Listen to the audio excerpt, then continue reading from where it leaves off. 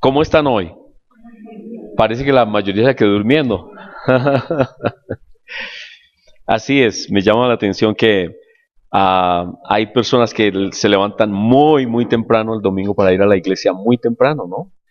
Pero eso es lo bueno de la gracia. Dios me ama si duermo hasta las 9, tranquilo. Así es. Muy bien. Yo quisiera que repasáramos el sermón del domingo pasado. Y antes de eso les pido sí que silenciemos los celulares y los pongamos en silencio. ¿Y se acuerdan del sermón del domingo pasado?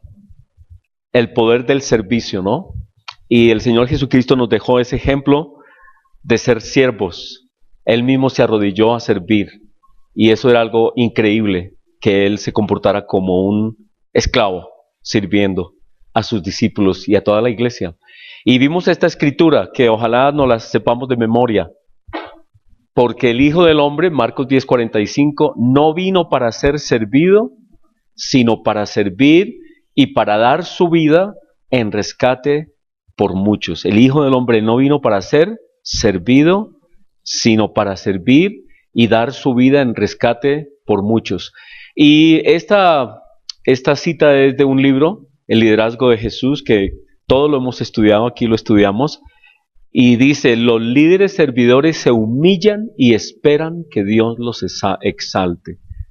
Y eso fue lo que el Señor Jesucristo hizo. Él se humilló hasta la cruz y Dios le exaltó, lo que leímos también en Filipenses 2. Dice que por eso Dios le entregó todo poder para que todos nos arrodillemos delante de Cristo. Todos, porque Él se humilló. Y también en Apocalipsis dice que Él es digno de tomar y abrir todos los sellos porque Él se entregó, porque Él sirvió, por eso tiene autoridad, porque es un siervo. Y ese es el poder del servicio, que Dios nos da autoridad si primero somos siervos. Y esa es una característica que Dios quiere ver en todos sus siervos, en toda su gente, en toda su iglesia, que seamos primeramente servidores.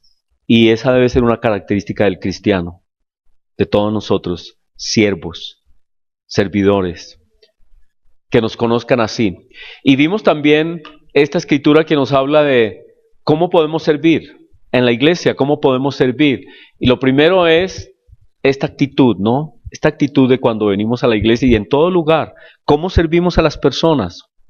En todo lugar, cuando los amamos. Así de sencillo. Cuando los amamos, la gente busca, la gente está en muchas angustias, la gente pasa muchas angustias. Y cuando nosotros los amamos y les extendemos el cariño, la gente se siente ministrada, la gente se siente bien. Y la primera cosa que tenemos que hacer como cristianos es ser personas que extienden gracia, que extienden perdón, que extienden afecto, que extienden servicio. Esa es la primera característica del cristiano, el amor, el afecto. Y entre nosotros los que nos reunimos acá en este lugar, también debe ser, sí, está un poquito duro, gracias. También debe ser una característica de nosotros los que nos reunimos acá, ¿no?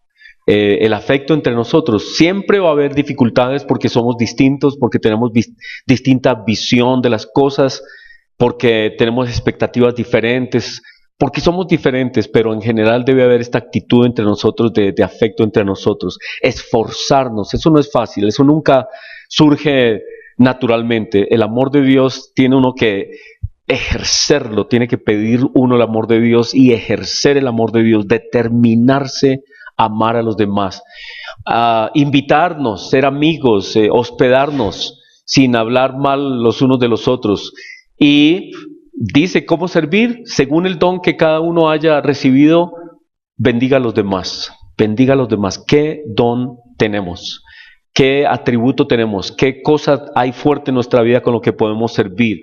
Se me viene aquí el ejemplo, por ejemplo, de Violetica, ¿no? Violeta es psicóloga y ella trabaja con muchos muchachos en la universidad y ella nos ayuda con los jóvenes acá. Así que ese es un don puesto al servicio de la iglesia. Andrés, ¿no? Andrés toca la guitarra y se metió aquí a la alabanza y está ayudándonos con la alabanza. Y cada uno, según el don que tenga, póngalo al servicio de otros. Sirvamos, seamos siervos, miremos qué don tenemos. Algunos tienen el don de negocios, ¿no? Veo por allá a Alfredo. que nos enseñe cómo hacer negocios tal vez, ¿no? Los que tengan esos dones, los que tengan, ¿qué don tengo? ¿Cómo puedo servir en la iglesia? Ministrelo a los otros como buenos administradores de la multiforme gracia de Dios. ¿Qué quiere decir? Que Dios nos ha dado a todos distintos dones y tenemos que servir con el don que tenemos. Y si alguno enseña o hable con las palabras de Dios. Es decir, ajústese a la palabra de Dios. Enseñe la palabra, la sana doctrina. Enseñe la sana doctrina. Si alguno ministra, y dijimos que ministrar es, ¿se acuerdan qué es ministrar? Es ser muy consciente de las angustias de las personas. Hay gente que tiene este don. Hay gente que mira a los demás a los ojos y dice, esa persona está pasando por angustia, hay tristeza, veo que está preocupado, veo que tiene algo. Y el que ministra es una persona no que condena, ¿no? Porque hay personas que dicen, uy, pero cómo está de feo hoy, está pálido, ¿qué le pasó? Y uno se siente miserable, se siente chiquito, ¿cierto?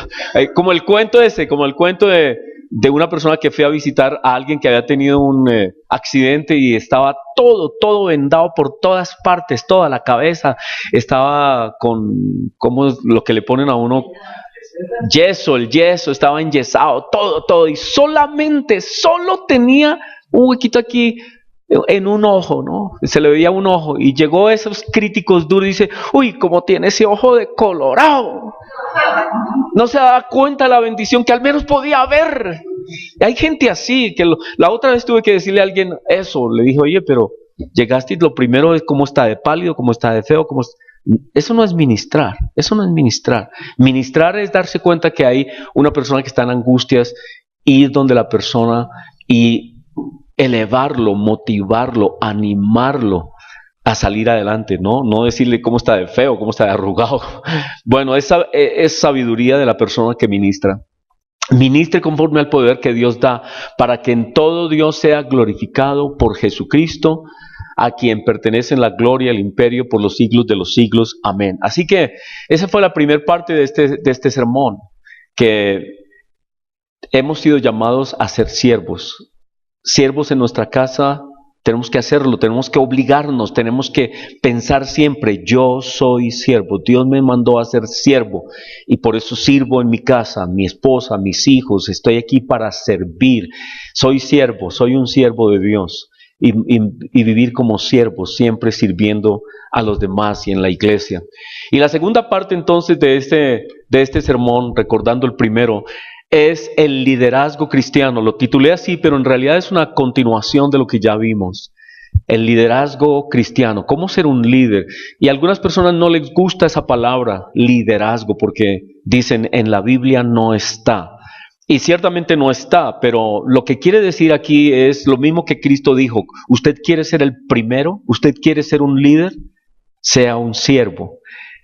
Sea un siervo. Y en ese contexto es que usamos el liderazgo cristiano. El liderazgo cristiano es entonces la actitud cristiana de dirigir. ¿Cuál es la manera de dirigir? ¿Y qué características debemos tener? Y el apóstol Pablo nos da un ejemplo del mismo, de su ministerio, de cómo él guió, de cómo él sirvió. Y eso es lo que vamos a hacer. Paulinita ya leyó ese capítulo y vamos a repasarlo y vamos a ir poquito a poquito, versículo por versículo, viendo lo que este hombre hizo en Tesalónica, en esta congregación en Tesalónica. Y el primer versículo dice así, porque vosotros mismos sabéis, hermanos, Pablo le está escribiendo a esta congregación en Tesalónica, ustedes saben, hermanos, que nuestra visita a vosotros no resultó en vano, no fue un fracaso, es decir, tuvo frutos. Así que la primera cosa es que Pablo allí le dice a los hermanos, nosotros no fuimos a pasarla bien y a vivir de los demás, o yo no sé, tantas razones que por las cuales él pudo haber ido a Tesalónica, sino que había un propósito y tuvo resultados. Y entonces aquí el primer punto para nosotros es cómo está nuestra vida como cristianos, qué frutos tenemos, qué frutos tenemos. Entonces yo quisiera que hiciéramos en cada uno de estos versículos nos detuviéramos y le hiciéramos esa pregunta a Dios. Señor, ¿qué fruto tengo yo como cristiano? ¿Es mi vida fructífera? ¿En dónde estoy teniendo fruto? ¿Cuál es el fruto de mi vida como cristiano? ¿Cuál es el fruto de mi vida como cristiano? Te pido, Señor, que les muestres a mis hermanos cuál es el fruto de su vida como cristianos. ¿Cuál es el fruto, Señor? Y lo que Dios nos llama entonces a tener fruto en nuestra vida. ¿Cuál es el fruto? Aquí el contexto de Pablo es: el fruto es que hubo vidas transformadas, hubo influencia sobre personas que cambiaron sus ideas y que vinieron a aceptar a Cristo y se formó una iglesia. Es el fruto de Pablo.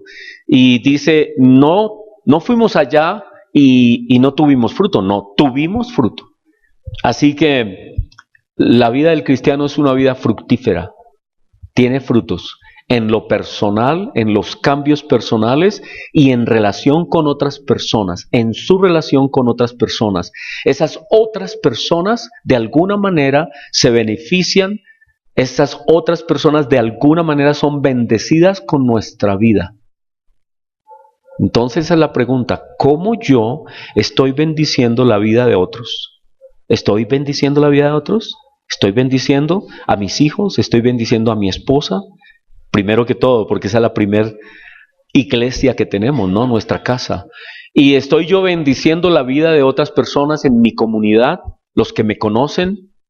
¿Estoy yo bendiciendo la iglesia? ¿Soy yo una persona que edifica aquí en la iglesia? ¿Cómo edifica usted aquí en la iglesia? ¿Qué fruto tiene aquí en la iglesia? ¿Tiene algún fruto? Ahora, ese es un reto. Yo les invito a todos a participar de alguna manera, ¿no? Y que se pregunten, digan, ¿cómo yo estoy siendo una persona de bendición para el lugar donde yo voy? ¿Cómo yo bendigo la iglesia? ¿En qué manera estoy bendiciendo la iglesia? Y como ya vimos antes en Pedro, podemos bendecir la iglesia a través de nuestro servicio, a través del don puesto al servicio de la gente, a través de simple y sencillamente abrazar, saludar, animar, motivar a otros. Eso es una bendición. Así que pueden ser cosas muy sencillas, pero el primer punto es que Pablo dijo, aquí le dijo a los tesalonicenses, nosotros fuimos y no fue sin fruto. Nuestra visita tuvo fruto. Así que el primer punto del cristiano es, el cristiano debe tener frutos en muchos aspectos. En su vida personal y en su relación con otros y en el cambio y en la influencia que ejerce sobre otras personas, trabajando con resultados en la vida de las personas. Segundo versículo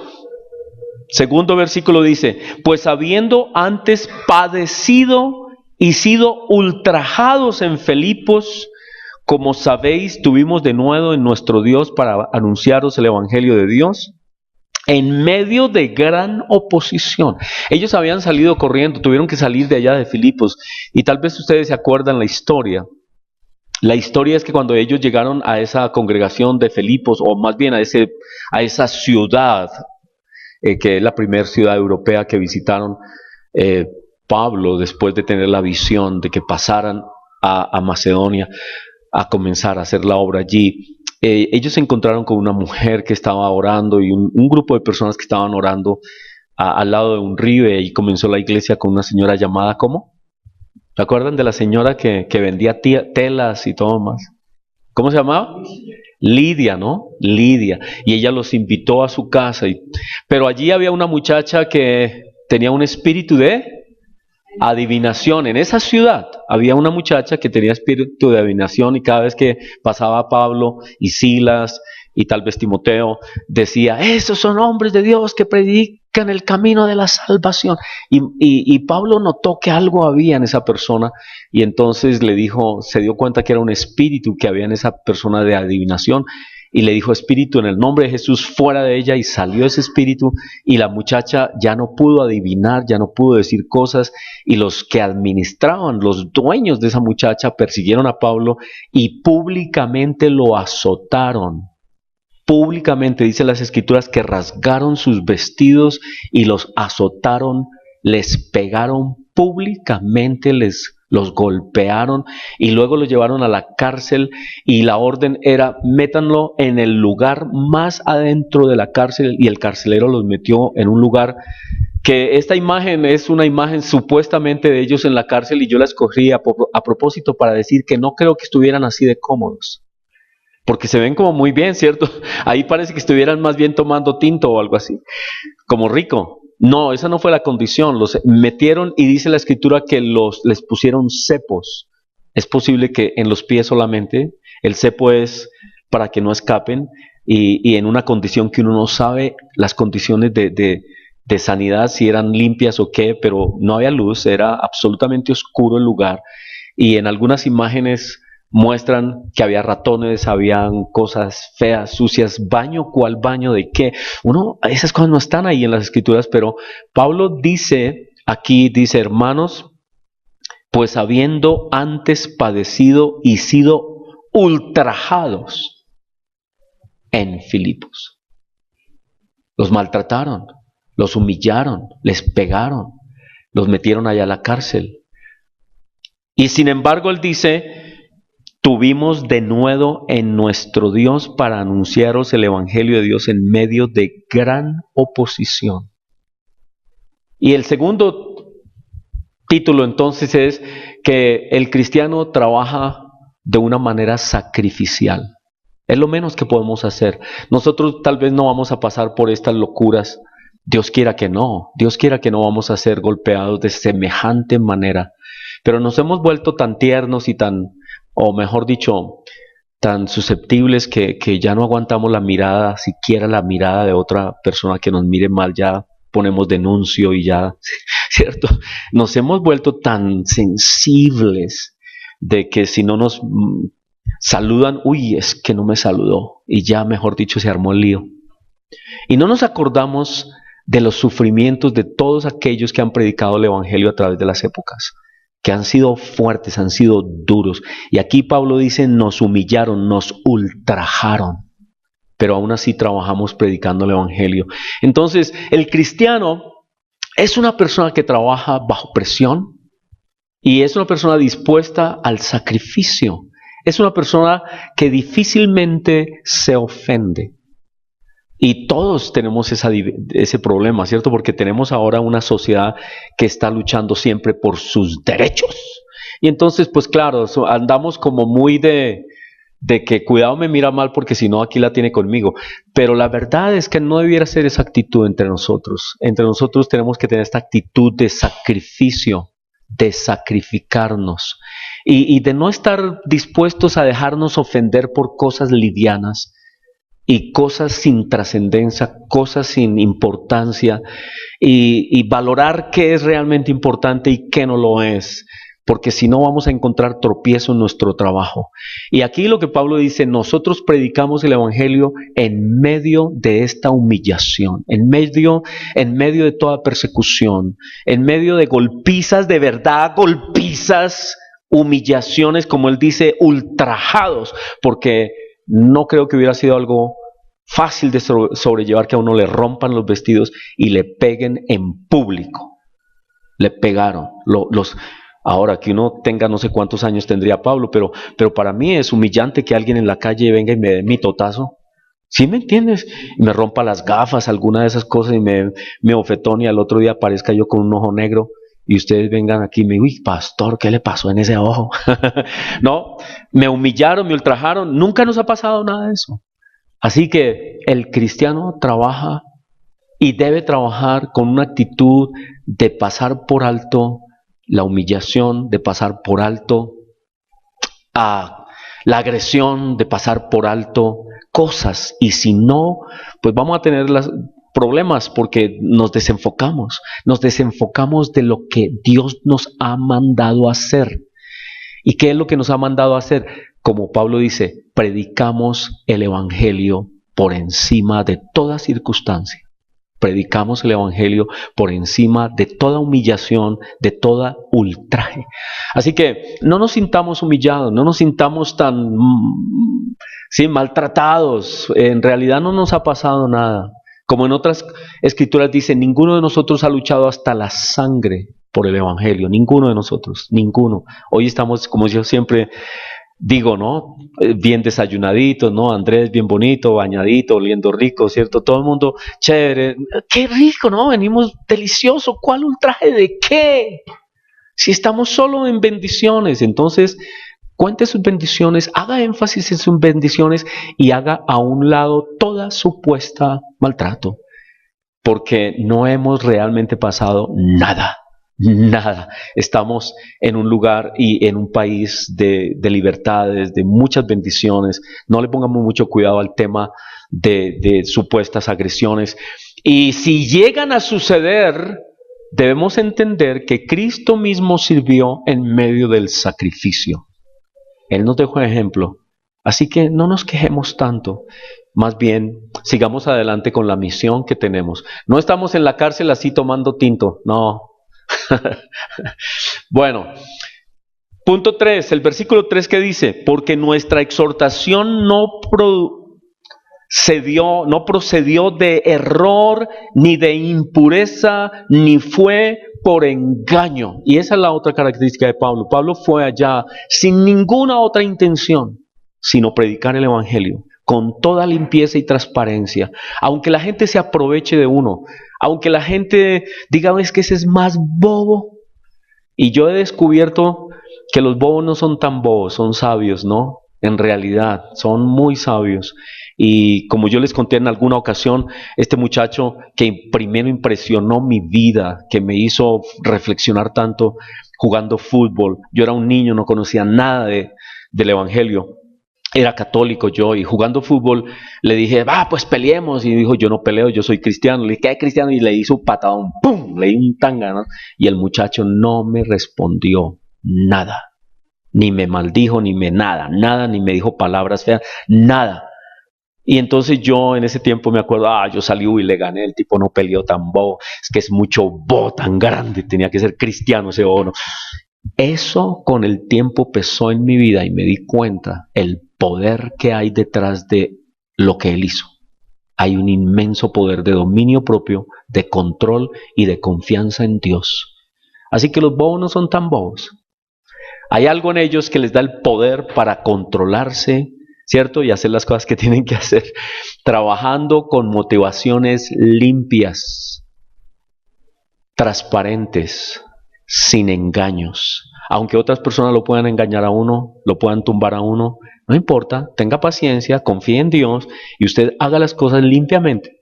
Hago siempre las cosas sin engaños.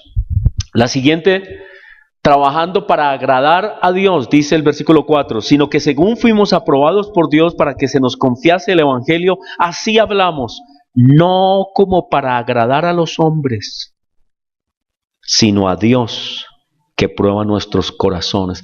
¿Por quién trabajamos? ¿Para quién trabajamos? ¿A quién glorificamos? ¿Alguna persona? No. ¿Trabajamos para impactar a alguien? ¿Alguna persona? No.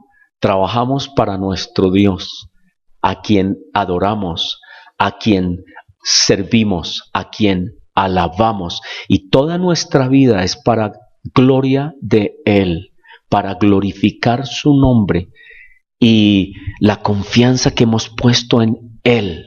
Nosotros no trabajamos para ninguna persona. Honramos las personas, respetamos la gente, claro que sí, definitivamente, pero trabajamos para Dios. Él es nuestro Señor, nosotros somos sus siervos. Así que en nuestro corazón está siempre agradar al Dios que nos ha llamado, por encima de todo lo demás. Y el versículo 5 dice, porque nunca usamos de palabras lisonjeras, como sabéis, ni encubrimos avaricia, Dios es testigo, ni buscamos gloria de los hombres, ni de vosotros, ni de otros, aunque podíamos seros carga como apóstoles de Cristo. Antes fuimos tiernos entre vosotros como la nodriza que cuida con ternura a sus propios hijos. Tan grande es nuestro afecto por vosotros que hubiéramos querido entregaros no solo el Evangelio de Dios, sino también nuestras propias vidas, porque habéis llegado a sernos muy queridos. Porque os acordáis, hermanos, de nuestro trabajo y fatiga cómo trabajamos de noche y de día para no ser gravosos a ninguno de vosotros. Os predicamos el Evangelio de Dios. Qué reto tan impresionante. Qué reto tan impresionante, porque eso no es lo que uno ve ahora. Lo que uno ahora ve es que hay mucha lisonjería, adulación en el trabajo cristiano. Y todo buscando provecho de las personas. Buscando provecho. Pero aquí dice, nunca usamos de palabras lisonjeras, ni encubrimos avaricia. Y yo, con toda tranquilidad y calma, puedo decir que aquí a nadie nunca le hemos dicho que tiene que dar para algo, porque si no da, nunca. El apoyo que ustedes dan es un apoyo absolutamente voluntario que sale del corazón suyo por pura gracia de Dios que pone el deseo Él en ustedes de servir, de dar y de apoyar. Pero a nadie yo he ido a decirles, mira hermano, uy, es que venga hermano, venga, présteme tanto. Nunca a nadie puede decir eso, nadie en esta iglesia. Porque no es, además está prohibido por nuestra denominación. Nosotros tenemos un librito de ética del pastor. Y allí claramente se nos dice que el pastor no debe abusar de la confianza de los hermanos pidiendo dineros y manejando dineros de los hermanos y especialmente no devolviéndolos.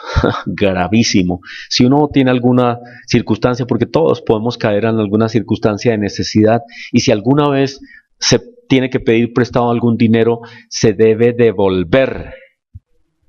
Se deben pagar los salarios de personas que uno haya contratado. Nosotros no tenemos personas contratadas porque no podemos pagar otra persona contratada, no, porque hay unos compromisos demasiado serios y graves cuando se contrata a una persona. Vivimos por ofrendas y personas que nos sirven les damos ofrendas, pero lo hacemos limpiamente. No estamos interesados en ese tema. Ahora sí, claro que necesitamos el dinero para hacer cosas, para viajar, para ir, para venir, nosotros también comemos. Tenemos que pagar luz, agua, teléfono, y de alguna manera hay que pagar esas cosas. Claro que sí, tengo asignado un salario, claro que sí. Pero hermanos, esa es una cosa muy, muy linda que nos debe motivar, que Dios es el que produce el querer, el querer apoyar la iglesia, y ustedes lo hacen. Y así lo hacía Pablo, y no estaba echando lisonjas a las personas, ni estaba mirando quién era el rico de la congregación para decirle, uy hermano, venga para acá, siéntese aquí usted primero, sí hermano, y usted tan lindo. No, nada de eso estamos en esas cosas, no estamos en nada de eso, sino que estamos predicando el Evangelio sin ninguna adulación, ni deseo de agradar a ninguna persona, sino simplemente predicando el Evangelio de Cristo, punto. Y no queremos ser carga de nadie. A nadie le decimos es que usted tiene y maldito si no da. No, esa no es la predicación de la iglesia. Así que el líder cristiano vive en absoluta confianza en que Cristo provee. Y Él dijo que Él iba a proveer. Él dijo que Él iba a proveer. Vayan, yo estaré con vosotros todo el tiempo. Así que Dios provee. ¿Cómo? Yo no sé, de manera increíble, ¿no? Fantástico. Anoche me invitaron a una iglesia a hablar y yo no iba con ningún deseo de nada. Cuando aquí, pastor, su ofrenda. Y dije, wow. Y llegué a la casa y la abrí y dije, uy, qué bendición, qué gente tan generosa. Gracias a Dios. Yo no iba por la ofrenda, pero estuve contento que me la dieran. O alguien no va a estar contento. ¿Sí? Así que, pero es por gracia. Dios siempre provee, Dios da, Dios bendice. Y Él dijo que Él lo iba a hacer así, entonces confiar en Él. No con maquinaciones de que, uy hermano, aquel persona tiene dinero, hermano, a ver cómo le sacamos la platica y venga siempre aquí. No estamos en eso. Y Pablo no andaba en eso. Dice, la manera de tratar a los demás también, dice, antes fuimos tiernos entre vosotros como la nodriza que cuida con ternura a sus propios hijos. Y Pablo se compara como con esa persona que cuida con afecto y con cariño. Y así es como debemos trabajar. Este es el liderazgo cristiano. El liderazgo cristiano es esa persona que sirve con cariño a otros, no, ¿qué puede esperar la mamá de un bebé, no? El bebé no puede hacer nada, pero ella entrega, ella da, ella sirve, ella bendice, ella cambia pañales sucios, ¿sí? Y Pablo ve esa imagen y dice, ese es el liderazgo cristiano que nosotros hemos ejercido. Cuidado, un cuidado desinteresado por la gente. Y bueno, ahí es donde está el liderazgo cristiano, en un servicio desinteresado por las personas. Tan grande es nuestro afecto por vosotros. Y entonces el liderazgo cristiano, nosotros como líderes y todos nosotros como cristianos, necesitamos pedirle a Dios, Señor, dame amor por la gente. Dame amor por las personas. Porque es parte de las plegarias que tenemos que usar delante de nuestro Padre. Señor, dame amor por la gente, ayúdame a amar a las personas. Y ayer estábamos reunidos con Larry Hinkle en un material que comenzamos nuevo con Larry Hinkle. Nos reunimos de 7 de la mañana a 9 de la mañana y de pronto extiendo la invitación para que algunos otros puedan estar en esas reuniones. Nos reunimos a través de Skype. Él está en Estados Unidos y nos reunimos con un poco de personas en Latinoamérica y estábamos viendo este tema, ¿no? Del amor y del afecto que debemos tener y del cariño que debemos tener por las personas y cómo ese cuidado, el liderazgo cristiano es cuidar de otros, de ejercer el segundo grande mandamiento, poniéndolo en práctica, pero eso no surge fácil, porque él nos decía, ¿ustedes cómo son? ¿Ustedes son introvertidos? ¿Cómo se consideran ustedes? ¿Son introvertidos? ¿Son extrovertidos? Y algunos dijeron, sí, yo he sido introvertido toda mi vida, tengo problemas para relacionarme con otras personas, soy muy introvertido. Y yo conté mi experiencia en esa charla, les dije, yo fui introvertido muchos años de mi vida, hasta los 20 años más o menos, tuve esa tendencia de decir, yo siempre me escondía, me daba pena y estaba como escondido de la gente. Y un día el tío Pablo, el fundador de la iglesia aquí en Bogotá, en Colombia, me dijo, Héctor, ven para acá. Me dijo, ¿sabes qué? Eso de esconderte y todo demás, eso no es humildad. Eso no es humildad, eso es vanidad. Tú estás muy consciente de ti mismo y no te gusta que los demás te miren como eres. No, quita eso. Sirve a la gente sin tener en cuenta tanto tu figura, porque es que la pena muchas veces es, lo introvertido de uno es que uno no quiere que lo vean como uno es. Le da a uno pena, y entonces uno se mete, se esconde. Pero el tío me decía, no, uno tiene que salir para servir, así sea feo. Pero ¿saben qué? Lo hace a uno bonito una risa, una sonrisa. Ría, sonría y sirva. Porque yo me escondía, no les cuento más. Pero mi cuarto, donde yo vivía en la oficina de la iglesia, era el cuarto del servicio, donde estaba el de la muchacha, ¿no? Era mi cuarto, entonces yo me escondía por allá. Yo vivía como en el cuarto del servicio y me vivía escondiendo. Y el tío me dijo, no, Héctor, sal, sirve. Y eso es lo que tenemos que hacer. Enfocarnos más en otras personas que en nosotros mismos. Olvídese de usted mismo, salga y sirva, bendiga a otros. ¿Cómo desarma a los demás? Sonría, es lo que podemos hacer, servir a otros. Tiernos, tan grande nuestro afecto por vosotros, que hubiéramos querido entregaros no solo el Evangelio, sino nuestra propia vida, porque habéis llegado a sernos muy queridos. Entonces, tenemos dos caminos en nuestra vida. O nos vamos por el camino de que todo el mundo es nuestro enemigo, y mire, todo el mundo es mi enemigo, y entonces vamos a tener una cantidad de tropiezos inmensos. Todo el mundo es mi crítico. Ay, es que como me critican, es que como me miraron, es que O nos metemos por ese camino lleno de angustias y de dolores y de tropiezos, o nos metemos por el lado de que decidimos que todo el mundo es querido. Y eso es lo que dice aquí. Pablo decidió, habéis llegado a sernos muy queridos. Entonces, cuando nosotros decidimos amar a la gente, hasta el más cansón del mundo, comenzamos a amarlo como es. Y decimos, lo amo a pesar de todo lo que me dice. ¿Sí me entiendes? Cambiamos de idea. Y yo pienso que eso también sucede en la casa, ¿cierto? En la casa muchos tienen el problema, ¿no? Hasta que dicen, amo a mi esposa como es, entonces de verdad comienzan a vivir la vida. Mientras tanto, siempre le encuentran problemas, dificultades, que no sé qué, que si sé cuándo, le encuentran peros, siempre le encuentran vainas que criticar. ¿Por qué? Porque todavía no han llegado al punto de amar plenamente, y es una decisión. Así que el líder cristiano es una persona que ve a toda persona en la iglesia como un ser muy querido. ¿Y cierto que es difícil o no? ¿Cierto? Determinar que toda persona en la iglesia es una persona querida, pero es una determinación. Y Pablo tomó esa determinación, dijo, todos ustedes los amo en el Señor, a todos. Y yo me imagino que estaba la persona rara por ahí, ¿sí? Cansón, me hizo acordar de un estudiante que tuve cuando yo daba clases en sexto, en mi época, en el sexto, que es hoy, ¿qué? ¿12? 11, ¿no? Uno tenía que alfabetizar y me tocó dar clases durante un año y me gustó muchísimo, pero había un muchachito que llevaba esas bombas explosivas que olían horrible. ¿A alguien le tocó eso? Los pedos químicos. Y ese muchacho era terrible. Así, pero...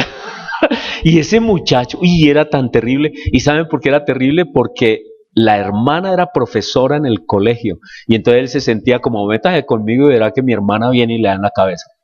Y yo una vez lo suspendí 3 días. Y entonces la rectora me llamó, ¿cómo va a suspender al muchacho? Que no sé qué. Le dije, me botó un pedo químico, yo no sé cómo le decíamos en ese tiempo. Y ese salón olía horrible, nos tuvimos que salir todos, rectora. Y no, porque no sé qué. Y la profe, la hermana, vino, pero ¿cómo se le ocurre? Entonces les dije, mire, si él no se va, entonces yo me voy. Y aceptaron que el muchacho se fuera. Pero no se fue porque el muchacho estaba solito.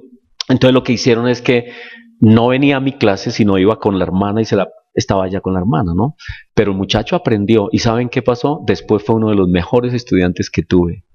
Ese muchachito se dio cuenta que yo dije, no, usted a mí no me va a tumbar, no, señor. Y fue un buen estudiante, era el que siempre llevaba el balón, después era el que llevaba el balón, el que iba adelante organizando las cosas. Y dije, lo que había que hacer era dirigirlo. Y a veces esos enemigos, lo que tenemos que hacer es amarlos, ser fuertes, ¿sí? Mostrarles el camino, y pueden ser personas de gran bendición. Y yo creo que Pablo se determinó a amar a todo el mundo en la congregación. El liderazgo cristiano es un liderazgo que ama a todo el mundo. Y es un reto amar a todo el mundo. Es un reto escoger amar y no escoger ser a toda hora sentirse atacado, porque si no eso se vuelve un lío, una angustia. La vida se vuelve angustiosa. Si uno escoge el camino de que todo el mundo me mira mal, pues qué vida tan angustiosa, ¿sí o no? A toda hora es que, uy, es que me miraron, es que no sé qué, es que sé cuándo, es que me hicieron, es que la iglesia es no, qué locura. No, escogió mal el camino. El liderazgo cristiano decide amar a todo el mundo. Y eso es lo que Pablo hizo. Dios sabe que porque habéis llegado a sernos muy queridos, porque os acordáis, hermanos, de nuestro trabajo y fatiga. Y esa es la otra característica, son personas, el liderazgo cristiano es un liderazgo de trabajo. Es trabajando, hermanos, es trabajando.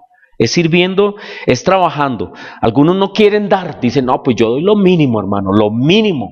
Y si a mí no me dan, pues yo tampoco doy nada. Pero Pablo no estaba en esa mentalidad. Él dijo, ¿a quién servía él? A Dios. Y dijo, mi recompensa no es ningún hombre, ni lo que algún hombre me pueda dar. Es el Dios para el que yo trabajo. Él me recompensará. Él dijo eso. Dios me recompensará. No me interesa si me dan o no me dan, si me reconocen o no me reconocen. Yo tengo un Dios a quien sirvo. Punto. Es a Él a quien sirvo. Y entonces Pablo, en muchas otras oportunidades, dice que él trabajaba más que nadie. Y eso se nota, ¿no? Eso se nota que era un tipo de trabajo exigente y exigía de los demás el mismo compromiso. Y por eso no le gustó que el joven Marcos le dijera, ay no, es que yo no puedo. ¿Sí? Y los dejó abandonados en el primer viaje misionero, ¿no? Y se devolvió, el joven Marcos se devolvió porque el Pablo era andando y era caminando y era trabajando. Y el Marcos tal vez estaba muy niño. Es cierto, estaba muy joven, pero el Pablo le demandó compromiso y el muchacho dijo, entonces me devuelvo, y se devolvió. Y después, en el segundo viaje, Bernabé le dijo a Pablo, llevemos a Marco, y Pablo dijo, no, ese muchacho no, es un calcetas, no lo llevo. Calcetas. O sea, como que le falta empuje, yo no llevo gente así, conmigo se trabaja, era un tipo de trabajo. Y bueno, exagerado tal vez, no sé, pero los cristianos trabajamos. ¿En qué trabajamos? En nuestra vida personal y en edificar la iglesia de Cristo. ¿Para quién trabajamos? Para Dios, no para nadie. Para el Señor Jesucristo trabajamos. Muy bien, era una de las sesiones más largas que había. Y 10 y 12 dice, vosotros sois testigos y Dios también de cuán santa, justa e irreprensiblemente nos comportamos con vosotros los creyentes. Así como también sabéis de qué modo, como el Padre a sus hijos, exhortábamos y consolábamos a cada uno de vosotros y os encargábamos que anduvieseis como es digno de Dios que os llamó a su reino y gloria. A la hora de corregir gente, Pablo parece a la iglesia, no a los enemigos. A los enemigos los trataba duro, eso les decía las cosas fuertísimas, pero a la iglesia, a los hermanos, dice, como padre a hijo, con el amor tierno de un papá hacia los hijos, los corregía, los llamaba, les decía, mira en qué andas, para dónde vas, qué estás haciendo, mira el camino, este es el camino. Y dice que los corregía como padre a hijo, los exhortaba, los consolaba a cada uno. Así que con Paulinita tenemos este principio, y yo sé que varios de los líderes aquí en la iglesia lo tienen igual, de conocer los nombres de todo el mundo, de saber quién es quién, y no sabemos los nombres casi de todos. Hay personas que a veces no sabemos quién es el nombre, cómo es el nombre, pero este es un reto de nosotros, de conocerlos a cada uno personalmente. Pablo dice que eso era lo que él hacía, ministraba a nivel personal a cada uno. Estamos interesados, él estaba interesado en cada persona. Ese es un reto. Entonces yo a veces le digo a Paulita, mami, ¿qué hay de tal persona? ¿Y qué hay de la otra persona? ¿Y cómo se llama esta persona? Y hay nombres que yo a veces no puedo, yo no sé por qué, tengo como una barrera y no me los aprendo, me toca sentarme.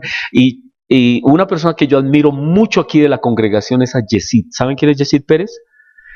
¡Qué hombre tan increíble! Se sabe los nombres de todos los hermanos de la iglesia. Yesid. Y no solamente los nombres, los apellidos de las personas. Y a veces me dice, Héctor, ¿te acuerdas de tal persona que se llama tal? Yo, ¿quién es, hermano? Él se sabe los nombres de todo el mundo. Y Pablo ministraba a cada uno en particular.